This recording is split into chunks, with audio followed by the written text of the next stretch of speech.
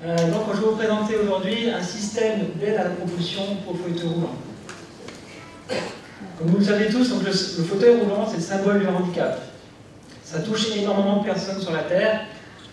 Les chiffres ne sont pas très clairs selon les études, mais c'est entre 7 et 10 jusqu'à 20 en Angleterre, pardon, sur 1000 personnes. Si on prend juste la Suisse, c'est à peu près 60 000 personnes.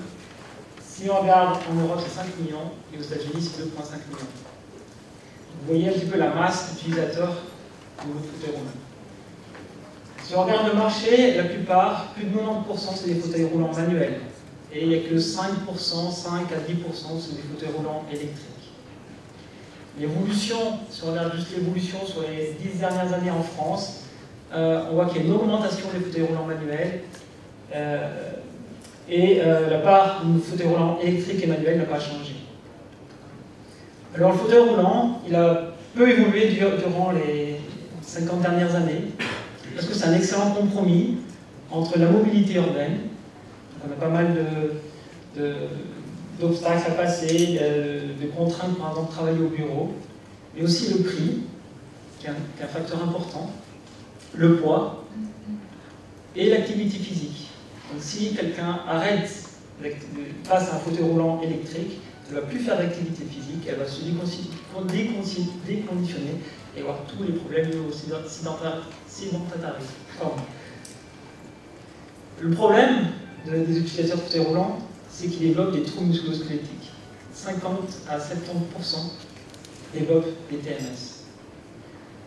Alors si on veut comprendre un petit peu ce qui se passe, il faut qu'on passe du côté de la biomécanique. Donc quand on propulse un fauteuil roulant, on attrape la main courante un petit peu à l'arrière, on pousse vers l'avant, après on lâche la main courante et on revient rattraper la main courante. Le problème de faire ça, c'est qu'on a très peu de temps pour générer l'énergie qui va faire avancer le fauteuil roulant. En fait, on a juste ce temps-là, qui représente moins de 30% en fait, du cycle de propulsion. On a deux autres problèmes, c'est qu'on va attraper les mains courantes, on va freiner le fauteuil, et quand on va les lâcher, on va les freiner légèrement. C'est la courbe ici. Alors le fauteuil roulant idéal, ça serait, il faudrait répartir l'énergie qui est donnée en très peu de temps, finalement sur tout le cycle de propulsion. Alors il existe déjà des innovations qui font ça. On a le fauteuil roulant, on a le fauteuil roulant électrique. Le problème, c'est que c'est relativement lourd et puis qu'on va avoir moins d'activité physique. On a le système avec le vélo, ça fonctionne très bien, on répartit bien l'énergie sur tout le cycle de propulsion. Le problème, c'est que c'est relativement encombrant. On a un autre système avec des leviers, on va tirer vers l'avant, vers l'arrière, qui fonctionne aussi très bien. Le problème, c'est que c'est encore relativement lourd, on a encore plus de 10 kg. Alors notre inspiration, elle vient de l'observation. Quand vous regardez l'aviron, il ne rentre pas vers l'avant, mais il rentre toujours vers l'arrière. On est beaucoup plus fort en traction qu'en poussée. Et l'observation aussi de systèmes mécaniques simples, les ressorts, les roues libres. Donc on pense qu'avec ces systèmes, on pourrait créer quelque chose d'efficace, pas cher, pas lourd. Donc voici notre invention. C'est quelque chose de relativement simple. On a rendu la main courante et la roue non solidaires. J'ai du mal avec le pointeur. Voilà. Et donc on va tirer vers l'arrière. À la place que ça entraîne la roue, ça va entraîner un ressort qui va stocker l'énergie.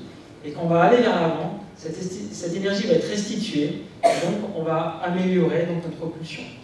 Donc on tire vers l'arrière, on charge le ressort. On va vers l'avant, on propulse un petit peu, mais on est aidé par l'énergie qui est stockée dans le ressort. Le deuxième avantage, c'est qu'on n'est pas obligé de lâcher la main courante. Donc cette énergie de freinage, qu'on va attraper, qu'on va lâcher, elle n'y est plus. Donc grâce au fonds Innoga Binotech, on a pu réaliser le premier prototype qui fonctionne, qui a pu être donc la preuve de concept. Et on pense avec notre invention avoir un meilleur rendement, diminuer ce pic qu'on voit ici.